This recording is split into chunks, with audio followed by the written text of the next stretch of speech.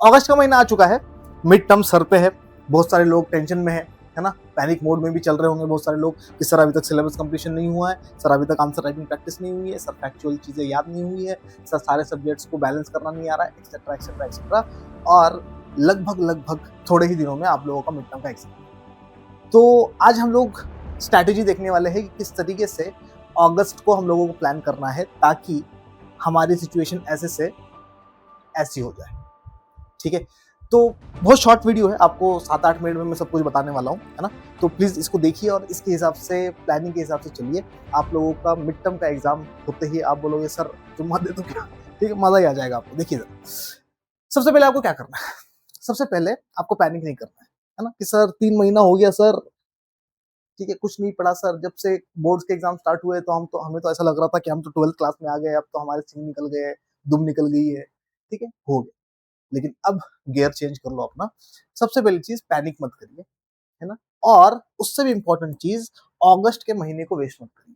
किसी भी हालत में अगस्त के महीने को वेस्ट नहीं करना है, बल्कि हम सब लोगों को अगस्त के महीने को प्लान करना है। अगर हम लोग अगस्त के महीने को ढंग से प्लान करते हैं तो हमारा सिलेबस भी कंप्लीट हो जाएगा, हमारे क्वेश्चन आंसर्स भी रेडी हो जाएंगे, एमसीक्यूज भी रेडी हो जाएंगे, सब्जेक्ट की डिमांड भी पूरी हो जाएगी, और मिड टर्म एग्जाम में एग्जाम देने के बाद कॉन्फिडेंट भी फील होगा, प्री बोर्ड्स के लिए और बोर्ड्स के लिए। ठीक है, अगस्त का महीना अगर वेस्ट कर दिया तो सब खराब होने वाला, याद रखना। क्योंकि फिर मिड टर्म का प्रेशर, प्री बोर्ड का प्रेशर, बोर्ड का प्रेशर, मिड टर्म में नंबर कम तो प्री बोर्ड में नंबर कम, बोर्ड में नंबर कम। अब इसे पढ़ना स्टार्ट करिए। तो सबसे पहली चीज पैनिक मत करिए, अगस्त को प्लान करिए, और अगस्त को कैसे प्लान करना है वो भी मैं बता रहा हूँ आप लोगों को। आइए देखिए, आपको क्या करना है, आपको अपनी प्रिपरेशन 3 हिस्सों में डिवाइड करनी है। ठीक है, आप लोग पहले 10 दिन, फिर 10 दिन, फिर 10 दिन, इस हिसाब से भी डिवाइड कर सकते हैं। और अगर आप लोग चाहे तो पर डे के हिसाब से भी डिवाइड कर सकते हैं। कैसे डिवाइड करना मैं बताता हूँ। सबसे पहली चीज जिसके ऊपर आपको ध्यान देना है वो है सिलेबस कंप्लीशन। सबसे पहले आपको ये पता होना चाहिए कि मिड टर्म के एग्जाम्स में कौन से सब्जेक्ट के कितने चैप्टर्स एग्जाम में आ रहे हैं। अगर आप लोगों को पता है तो स्टार्ट कंप्लीटिंग योर सिलेबस। अब सिलेबस कंप्लीट करने के अलग अलग तरीके हैं, जो भी आपको बेस्ट लगे आप वैसा करिए। आपको लगता है कि सर वीडियोस देखकर हमें अच्छे से समझ में आता है, वीडियोस देखिए। आपको लगता है सर एनसीईआरटी पढ़ने से हमें अच्छे से समझ में आता है ना, बेटर तो ये रहता है कि आप वीडियोस देखने के बाद एनसीईआरटी पढ़िए, बहुत बढ़िया। प्लस आप लोग नोट्स बनाइए। ये नोट्स बनाना इंपॉर्टेंट क्यों है, नोट्स बनाना इसलिए इंपॉर्टेंट है क्योंकि अगर आपके पास नोट्स नहीं है तो लास्ट टाइम रिवीजन आप कैसे करेंगे, फिर वीडियोस देखेंगे। सिर्फ वीडियोस देखने से एग्जाम नहीं निकलते भाई साहब, समझ में आ रहा है कि नहीं आ रहा। और आपके माँ बाप ने कुछ उम्मीद लगा रखी है आपसे, ठीक है, इस चीज को ध्यान रखिए। तो सबसे पहला काम हमारी प्रिपरेशन में हमें क्या करना है, फर्स्ट फेज में हम लोगों को हमारा सिलेबस कंप्लीट करना है। बाकी चीजें तो इसके बाद आएगी। ठीक है, पहले अपने सब्जेक्ट देखो कौन से सब्जेक्ट्स है, और सब्जेक्ट्स के वीडियोस देखिए, एनसीईआरटी पढ़िए, नोट्स बनाइए। ठीक है, नोट्स शॉर्ट नोट्स बनाने हैं, नई एनसीईआरटी नहीं लिखनी है अपने को। नई एनसीईआरटी लिखनी है तो पुरानी वाली पढ़ लीजिए, फिर नोट्स बनाने की जरूरत क्या है। तो शॉर्ट नोट्स रखिए अपने पास, है ना। कुछ ऐसे माइंड मैप्स वगैरह बनाइए, मेरी हेल्प चाहिए उसमें तो मुझे बता दीजिए, मैं बना के दे दूंगा। ठीक है, फिर ये क्या बता रहा है, सेकेंड चीज अपने को जिस चीज के ऊपर ध्यान देना है वो है हम लोगों को रिवीजन एंड आंसर राइटिंग पे ध्यान देना है। ठीक है, अब रिवीजन कैसी होती है, हर चैप्टर कंप्लीशन के बाद उसकी रिवीजन करनी इंपॉर्टेंट है। मैंने अभी अभी आपको बताया कि वीडियोस देखने का मतलब आपको चैप्टर आ गया ऐसा नहीं है, एनसीईआरटी देखने का मतलब आपको चैप्टर आ गया ऐसा नहीं है, आपको समझ में जरूर आया होगा। ठीक है, लेकिन जब तक आप लोग आंसर प्रैक्टिस नहीं करते, क्योंकि एग्जाम में आपको जाकर समझाना नहीं है किसी को, एग्जाम में आपको जाकर लिखना है, तो आपको रिवीजन करनी पड़ेगी बार बार बार बार, ताकि आप लोगों को चीजें याद रहे, आप रिकॉल कर पाए एग्जाम टाइम पीरियड में। और आपको आंसर राइटिंग प्रैक्टिस करनी पड़ेगी। आपको देखना पड़ेगा कि भाई सिलेबस या क्वेश्चंस का डिमांड कैसे आता है एग्जाम, है ना। आप cbse.nic.in वाले वेबसाइट पर जाइए, वहां पर जाकर क्वेश्चन पेपर्स होते हैं प्रीवियस ईयर वाले, आप देखिए कैसे क्वेश्चंस आते हैं एग्जाम में, और फिर आप अपने आप को टेस्ट करिए कि जैसे क्वेश्चंस आते हैं क्या मैं उसको सॉल्व कर पा रहा हूँ, ठीक है, या कर पा रही हो। अगर कर पा रहे हैं तो बहुत अच्छी है, और अगर नहीं कर पा रहे हैं तो इसका मतलब आप लोगों को और भी ज्यादा रिवीजन की, और भी ज्यादा वीडियोस देखने की, या एनसीईआरटी को रीड करने की और चीजों को समझने की जरूरत है ना। प्लस एक चीज और सुनिए, बहुत सारे बच्चे क्या करते हैं, उनको सब कुछ शॉर्ट में चाहिए, है ना। सर आधे घंटे में समझा दीजिए, सर 45 मिनट में समझा दीजिए, प्लीज, है ना। चैप्टर्स को समझिए, कॉम्पिटेंसी बेस्ड क्वेश्चंस आते हैं पेपर में, है ना। बिना चीजों को समझे आप आंसर नहीं लिख पाएंगे। वो गया जमाना कि रट्टा मार लेंगे, है ना, यही क्वेश्चन आते हैं पेपर में, ऐसे नहीं आते भैया आप क्वेश्चन। क्लियर है? तीसरी चीज जो आप लोगों को जिसके ऊपर ध्यान देना है वो है एग्जाम प्रिपरेशन। अब एग्जाम प्रिपरेशन तब हो पाएगी जब आपका सिलेबस कंप्लीशन होगा, जब आपने रिवीजन कर रखी होगी और जब आपने आंसर राइटिंग प्रैक्टिस कर रखी होगी। एग्जाम प्रिपरेशन में करना क्या है ना, मान लो आपका 10 दिन बाद एग्जाम है या 7-8 दिन बाद एग्जाम है, तो एग्जाम प्रिपरेशन में सबसे पहले आपको क्वेश्चन आंसर सॉल्व करने हैं या क्वेश्चन पेपर सॉल्व करने हैं या आप लोग सैंपल पेपर सॉल्व कर सकते हैं। एग्जाम प्रिपरेशन के लिए आप लोग जो डेट्स वगैरह याद करनी है, फैक्चुअल डेटा वगैरह जो याद करना है वो याद कर सकते हैं। समझ में आ रहा कि नहीं आ रहा कि भाई मेरे को अब सब आता है और अब मेरे को क्या करना है, अब मेरे को सिर्फ और सिर्फ वो चीजें याद करनी है जो फैक्ट्स है। मैं थीम समझ चुका हूं, मैं कंसेप्ट समझ चुका हूं, मुझे सब कुछ आता है। अब सिर्फ मुझे मेरा काम क्या है कि भाई फैक्चुअल डेटा जो मुझे याद नहीं है ना, जैसे ज्योग्राफी में वो ग्राफ्स वगैरह आते हैं, ठीक है, हिस्ट्री में, पॉलिटिकल साइंस में डेट्स वगैरह है, इकोनॉमिक्स में न्यूमेरिकल्स के फॉर्मूलाज वगैरह है, ठीक है, उन चीजों को ग्रैब करना स्टार्ट करिए। फिर इसके साथ साथ अपन क्या कर सकते हैं एग्जाम प्रिपरेशन में हम लोग मैप्स वगैरह, सोर्सेज वगैरह, है ना, जिसके ऊपर हम लोगों ने अभी तक ध्यान नहीं दिया है, पॉलिटिकल साइंस में कार्टून्स वगैरह, समझ में आएगी नहीं है, इन चीजों के ऊपर ध्यान देना है। ये एग्जाम प्रिपरेशन में आता है। जब आपका सिलेबस कंप्लीट हो गया है, आप लोगों ने क्वेश्चन आंसर्स वगैरह प्रिपेयर कर लिया, रिवीजन हो गया, आपको सब कुछ आता है, आपने बहुत सारा रिकॉल कर लिया, आपको लिखना आता है, और उसके बाद एग्जाम प्रिपरेशन जस्ट 5-7-8 दिन पहले आपको ये सारी चीजें करनी स्टार्ट करनी है। तो आपको इन 3 चीजों में अपनी प्रिपरेशन को डिवाइड करना है। पहला, सिलेबस कंप्लीट करिए, नोट्स बनाइए ताकि आपके पास रिवीजन के लिए कुछ हो। दूसरा, रिवीजन करिए, आंसर राइटिंग प्रैक्टिस करिए। तीसरा, फिर एग्जाम की प्रिपरेशन लास्ट 5-10 दिन के लिए सिर्फ प्रैक्टिस करते रहिए। ठीक है, अब सवाल ये है कि सर क्या हर सब्जेक्ट की हमारी अलग स्ट्रैटेजी होनी चाहिए? 100% हर सब्जेक्ट की आपकी अलग स्ट्रैटेजी होनी चाहिए। सर क्यों? क्योंकि हर सब्जेक्ट की डिमांड अलग है ना। जैसे फॉर एग्जाम्पल पॉलिटिकल साइंस में एग्जामिनर आपसे चाहता है कि आप कंसेप्ट को समझें, ठीक है, एमसीक्यू ज्यादा आते नहीं है, 12 एमसीक्यूज आते हैं, ठीक है, लेकिन वही अगर अपन हिस्ट्री को देखें तो हिस्ट्री में 21 एमसीक्यूज आते हैं। वो चाहता है कि वो आपसे फैक्ट पूछे, है ना। पॉलिटिकल साइंस में हमारे पास सोर्सेज नहीं है, लेकिन हिस्ट्री में हमारे पास सोर्सेज है। बोली तो सब्जेक्ट की डिमांड के हिसाब से इंग्लिश में वो चाहता है कि आप इंग्लिश की पोएम समझे, इंग्लिश के चैप्टर समझे, प्लस वो चाहता है कि आप लेटर राइटिंग समझे, आप कॉम्प्रिहेंशन समझे, वहां से क्वेश्चन आने, ठीक है। तो उस चीज के ऊपर भी आपने को ध्यान देना है। अब सब्जेक्ट वाइज स्ट्रेटेजी, आपको पता है कि आपका कौन सा सब्जेक्ट स्ट्रांग है और कौन सा सब्जेक्ट वीक है। प्लस एक चीज और सुनिए कि मान लीजिए आपके पास 5 सब्जेक्ट है, मोस्ट ऑफ द स्टूडेंट्स के पास 5 सब्जेक्ट होंगे, तो पांचों के पांचों सब्जेक्ट के ऊपर ध्यान देना है।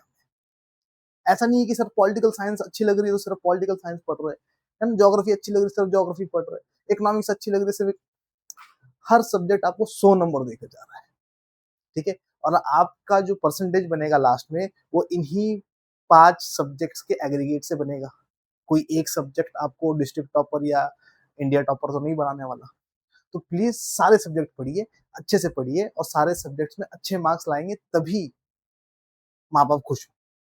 डन, पक्का 100%। चलिए डेली का टाइम टेबल बनाइए, ठीक है। डेली का टाइम टेबल कैसे बनाना है वो भी मैं बताता हूँ। बहुत ज्यादा नहीं पढ़ाई करनी है कि भाई सर ने तो वीडियो बना दी अब तो हम मोटिवेट हो गए, अब आज से हम 12 घंटे पढ़ाई करेंगे, नहीं कर पाओगे, ठीक है। कैसे पढ़ाई करनी है इधर देखिए, मैंने आप लोगों के लिए टाइम टेबल बना दिया है। टाइम टेबल आप खुद का भी बना सकते हैं, मैं बस आप लोगों को बताऊंगा कि कैसे पढ़ना है, ठीक है। देखिए कैसे पढ़ना है, अगर आपका सिलेबस कंप्लीटेड नहीं है, आप रोज के 2 घंटे दीजिए अपना सिलेबस कंप्लीशन, ठीक है, रोज के 2 घंटे सिलेबस कंप्लीट करने के लिए। आप 2x पे वीडियो देखिए या कुछ भी करिए, लेकिन सिलेबस कंप्लीट करने के लिए आपके पास 2 घंटे है रोज के, ठीक है। रोज के 2 घंटे यानी कि 7 दिन के आपके पास 14 घंटे हो गए, 14 आवर्स, ठीक। प्लस 1 घंटा रोज रिवीजन करना ही करना है, कुछ भी हो जाए, ये सबसे इंपॉर्टेंट है। कुछ लोग सिर्फ सिलेबस कंप्लीट करते रह जाते हैं और एग्जाम टाइम पीरियड में ब्लैंक हो जाते हैं। क्यों? रिवीजन नहीं, रिकॉल नहीं होता है, आता नहीं है दिमाग में कि क्या लिखना है, ठीक है। तीसरा, आपको रोज लगभग आधा घंटा, और अगर आपके पास टाइम है तो 45 मिनट्स तक आंसर राइटिंग प्रैक्टिस करनी है ना। आप एक ऐसे कर लीजिए, मंडे को पॉल साइंस का कर लीजिए, ट्यूसडे को हिस्ट्री का कर लीजिए, उसके अगले दिन वेंसडे को आप ज्योग्राफी कर लीजिए, थर्सडे को आप इंग्लिश कर लीजिए, फ्राइडे को आप इकोनॉमिक्स कर लीजिए, या फिर आपके पास सोशियोलॉजी है तो सोशियोलॉजी कर लीजिए, साइकोलॉजी कर लीजिए, आपको जैसा ठीक लगे वैसा। लेकिन ये छोड़ना नहीं है, ये साथ के साथ होने वाली चीजें हैं। डन। आपके पास ज्यादा टाइम है तो आप इसको 3 घंटा कर दीजिए, डिपेंड करता है आपके ऊपर। रोज रात को बिना रिवीजन करे सोना नहीं, ये तो करना ही करना है ना। ये छूट जाए अगले दिन कवर कर लीजिए, लेकिन ये तो करना ही करना है। डन है। सुबह उठते ही रिवाइज करिए, बेटर रहता है। ठीक है, फिर आगे क्या बता रहा है। हाँ, बाकी जो 30 मिनट मैंने और दिए हैं, वो मैंने दिए हैं आपके मैप्स के लिए, सोर्सेज के लिए, इंग्लिश के कॉम्प्रिहेंशन, लेटर वगैरह वगैरह, है ना। इकोनॉमिक्स के जो न्यूमेरिकल फॉर्मूलाज वगैरह है, एक्सेट्रा एक्सेट्रा, पॉलिटिकल साइंस के जो कार्टून्स वगैरह है। ठीक है, तो ऐसा आप लोगों का टाइम टेबल होना चाहिए, किस सब्जेक्ट को कितना टाइम देना है, कैसे देना है। ठीक है, प्लस ऐसा नहीं है कि 2 घंटा बोला है कि भाई 2 घंटा 7 बजे में बैठ गया, 9 बजे उठना ही है मुझे। ठीक है, आपको लग रहा है कि भाई मेरी पढ़ाई 8:30 तक पूरी हो रही है, 8:30 तक मैंने कंप्लीशन कर लिया, तो उड़ जाइए, कोई इशू नहीं। ठीक है, गोल टाइम नहीं होना चाहिए, गोल टॉपिक होना चाहिए, चैप्टर होना चाहिए। क्लियर, पक्का। आगे आते हैं।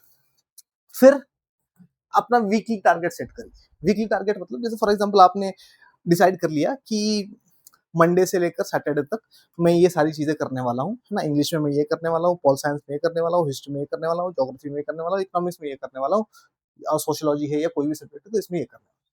ये सब होने के बाद मान लीजिए हर संडे को आप अपने आप को टेस्ट करिए कि जो भी आपने पढ़ा है क्या आप उसको पेपर पे उतार सकते हैं।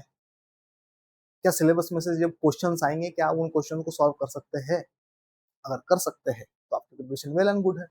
अगर नहीं कर सकते तो गड़बड़ है, फिर रिवाइज करने जाना पड़ेगा, फिर चीजें समझने जाना पड़ेगा। क्लियर है, पक्का 100%। चलिए आगे आते हैं, लास्ट पॉइंट। ठीक है, इसके बाद मैं वीडियो खत्म कर दूंगा। लास्ट पॉइंट है कि आप लोगों को कुछ मिस्टेक्स अवॉइड करने हैं जो जनरली एग्जाम प्रिपरेशन में बच्चे करते ही करते हैं। क्या मिस्टेक्स है। रिवीजन पोस्टपोन नहीं करनी है ना, अरे कर लेंगे यार भाई, है ना, अपनी तो बात ही अलग है, अपन तो कर ही लेंगे। ठीक है, नहीं कर पाओ, आप नहीं करोगे कोई और कर रहा है।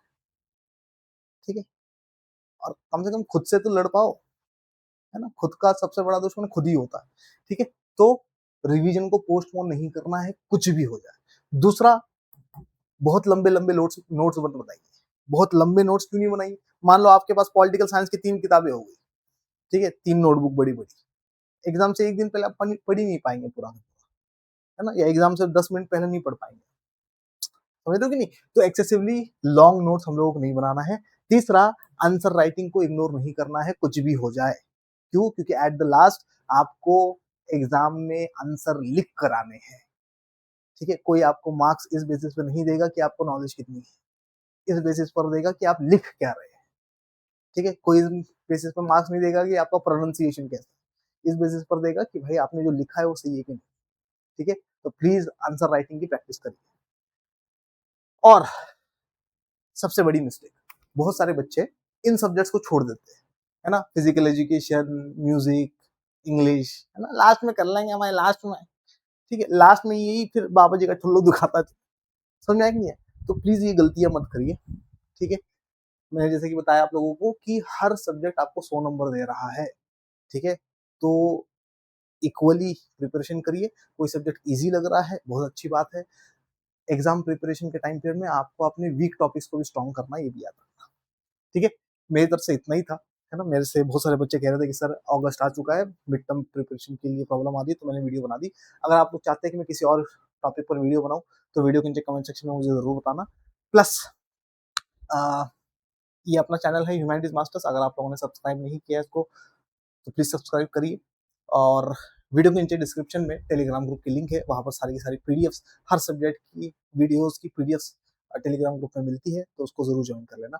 आशा करता हूँ आज वाली क्लास आप लोगों को बहुत ज्यादा पसंद आई होगी। पसंद आई है तो इसको लाइक करिए, शेयर करिए, अपने दोस्तों को दिखाइए, मुझे दिखाइए बहुत बहुत बहुत बहुत बहुत सारा प्यार। वीडियो के नीचे कमेंट सेक्शन में जरूर बताना कि आज वाली वीडियो कैसे लगी। मिलते हैं अपन अगली क्लास में, तब तक के लिए मोइन पठान आप सबसे। जय हिंद।